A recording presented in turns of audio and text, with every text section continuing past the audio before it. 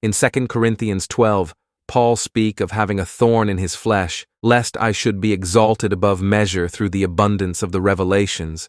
There was given to me a thorn in the flesh, the messenger of Satan to buffet me, lest I should be exalted above measure. For this thing I besought the Lord thrice, that it might depart from me. And he said unto me, My grace is sufficient for thee, for my strength is made perfect in weakness. Most gladly, therefore, will I rather glory in my infirmities, that the power of Christ may rest upon me. Therefore, I take pleasure in infirmities, in reproaches, in necessities, in persecutions, in distresses for Christ's sake, for when I am weak, then am I strong. Notice how Paul says that these messengers of Satan buffeted him. He's literally revealing what his thorn in the flesh is. It's messengers of Satan. They function as thorns in our flesh.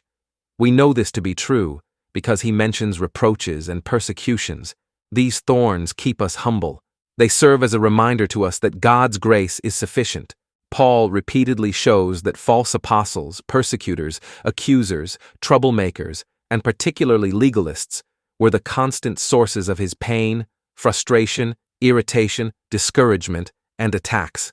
For example, in 2 Corinthians 11, Paul deals with false apostles and ministers of Satan. In Galatians 2, he deals with false brethren coming in privily to spy out our liberty.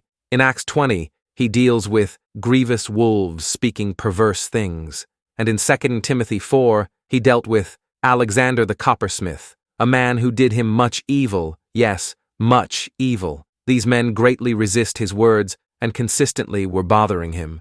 So who brought Paul the most pain? Who constantly hammered him with accusations and bad doctrine? Who tried putting him back under the law? And who followed him city to city stirring up trouble?